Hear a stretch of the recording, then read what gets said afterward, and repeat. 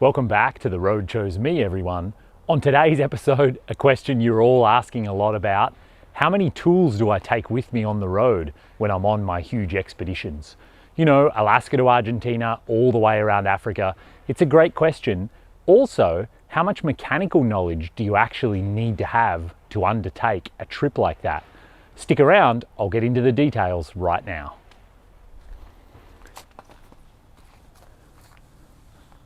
Before we get into the tools that I carry with me on my big expeditions, I think it's important to talk about how much mechanical skill do you have to take on a trip like this.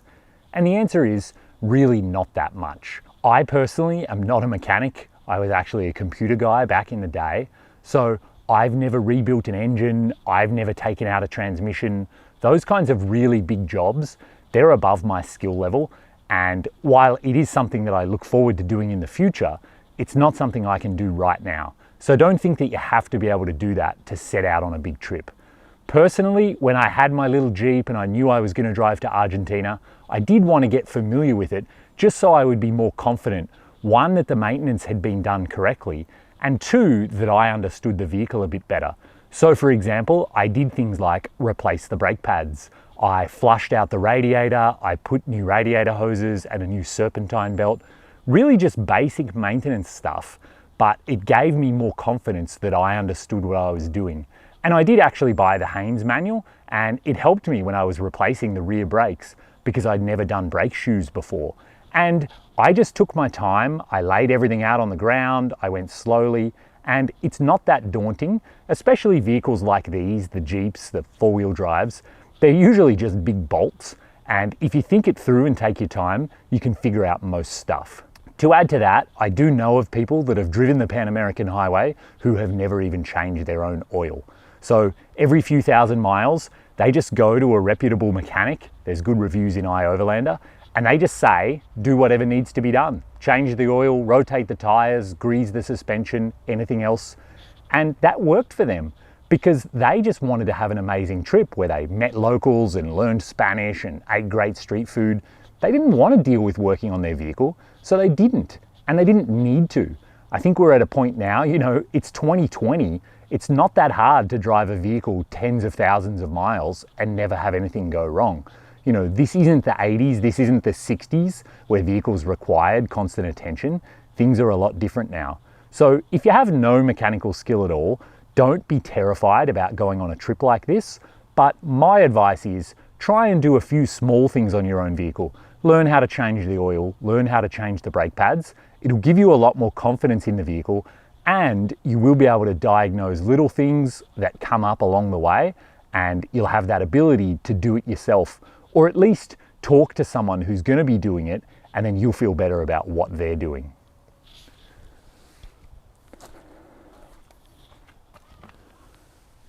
Before I show you the tools that I have in the Jeep, one thing that nobody seems to talk about is that you should think long and hard about where you're going to store your tools. So my tool bag is one of the heaviest things that I have in the Jeep. And so being that it's so heavy, I really want to get it down low.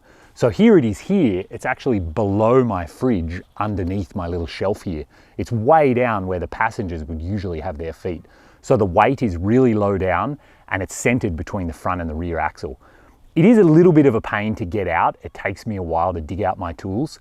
And one thing that I don't have that I keep meaning to buy is just a small little toolkit, you know, that has like a 10mm socket, a star screwdriver, a blade screwdriver, just common tools that you find yourself needing twice a week to tighten this or that, but I don't have to dig out my big tool bag. So stick with me, I'm gonna set up a table. I'll speed this up because it takes a while, but I'll dig out all of my tools and then I'll talk you through what I've got. And Pixie the cat's decided she wants to help me today, so we'll probably get a few shots of her as I move along.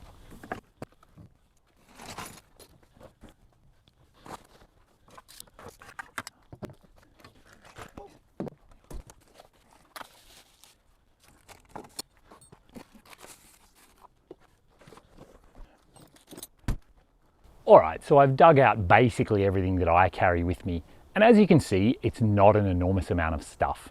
In fact, some of this I don't think I even had with me in Africa.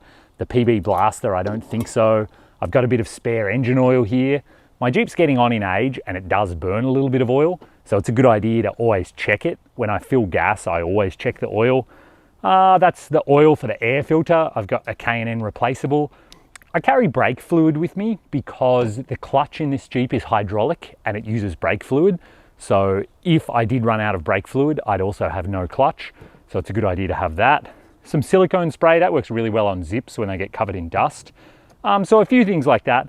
Then really basic stuff. I mean, a wire brush, a file, none of this is earth shattering, you know, a big adjustable wrench. Then here in my main tool bag, what I have is one of those like 200-piece toolkits that you get from AutoZone or whatever cheap parts store. So it has kind of the whole range of sockets, of all of the different attachments for your ratchet. It's got pliers, side cutters, it's got ring spanners as well in all different sizes. I've got Allen keys in both metric and imperial. So it's kind of like a whole bunch of stuff like that, you know, screwdrivers. And I added a few things to that. I really do like having a pair of vice grips. I feel like they're really handy when you don't have another pair of hands or you can't quite reach what you want to get to. You know, so just lots of little common stuff. So in terms of everyday tools, this is nothing out of the ordinary, but what I do have are a few things that are really specific to my vehicle. And this is, I think, where you have to really plan ahead and bring the right tools. So a couple of examples for my Jeep. Before I left for Africa, I decided to replace the front U-joints just as maintenance. To get the front axle nut off, I needed a huge big 35mm socket. And I normally wouldn't have had this. So I went out and bought it specially. I did the job and then I threw it in my tool bag. So I had it when I was driving around Africa and I did actually replace them again. Another thing along those lines, when I bought the Jeep, I wanted to change all of the fluids. It turns out the 6-speed transmission in this, it uses a big 17mm hex key to get the drain bolt out. But the trick is the exhaust is in the way. So if you want to get it off without removing the exhaust, you buy one of these, but then you cut it down. And I learned all of this online. So I've cut about 1 inch off this thing and then I changed the oil. This worked perfectly and I threw it in my tool bag. Same story to drain the transfer case. I needed a certain size Allen bolt. I can't remember what it was. And I got one that worked on my ratchet. So I have quite a few bits and pieces like that in my tool bag that are very specific to my Jeep and the kinds of things that I needed to do to my Jeep. So this is where, if you do the maintenance before the trip, you'll figure out what tools that you need that are kind of non-standard, and all of those should go in your tool bag. Obviously, these are the ones for my Jeep, and your vehicle is going to be a bit different.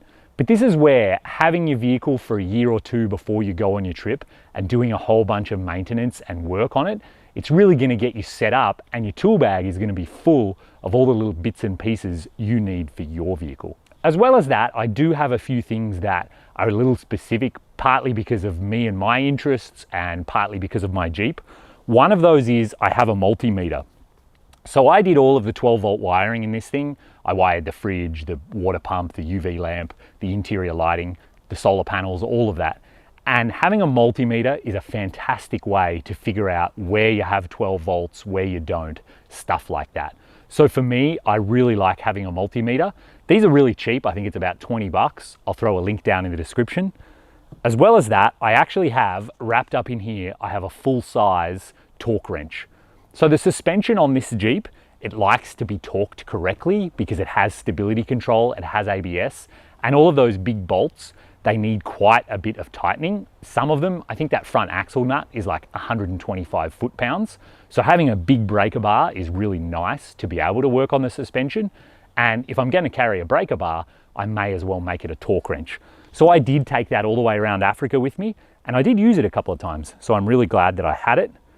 Other specialty little things that I have, I really like having a big ratchet strap. So you can see how beefy this thing is. The rest of it's still inside somewhere. This is really handy. You can use this for a lot of different things. Pretty handy to have. Inside this bag, I'm not going to take it out because it's really dirty. I have a grease gun. And so this allows me to grease my ball joints, my U-joints, and a few other bits and pieces on the suspension. Even the rear tire carrier actually has a Zerk fitting, so it wants me to grease it. And at the start, I didn't have the right fitting for the little nipples that are on the U-joints. They're those tiny recessed ones. That was a mistake on my part, and I rectified that when I got to South Africa. Now that I grease the U-joints correctly, they'll probably last 100,000 miles. I do have a hammer, which is really nice to have, obviously, and I have this little mallet. This is like a Harbor Freight special, but it makes a difference when you really do need to whack on something. And finally, the last little specialty thing that I have is a 12-volt soldering iron, and I do have solder for it tucked away somewhere. So this little guy I bought on Amazon. I'll throw a link down the bottom. So it runs on 12 volts. Good idea to have your engine running at the time because it's going to draw a lot of current. And this little thing is great for fixing up your wiring problems. So again, I like electronics. It's kind of my background. So for me, having the ability to solder things is really key. And you can see how small and light it is. And this worked great for me. I did use it a few times while I was driving around Africa. So you can see I only have relatively modest tools. I don't have anything to, repair the internals of the engine or to rebuild the transmission because I don't know how to do those things. So I don't carry tools to do things that I don't know how to do.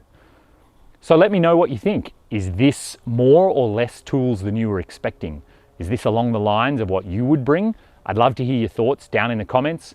And if this has been helpful, please hit that thumbs up button, subscribe to my channel. There's always plenty more videos coming. Next time I'll talk about the spare parts that I bring as I'm driving around the world. So thanks again for watching. Stay safe out there, have plenty of adventures, and I'll see you next time on The Road Chose Me.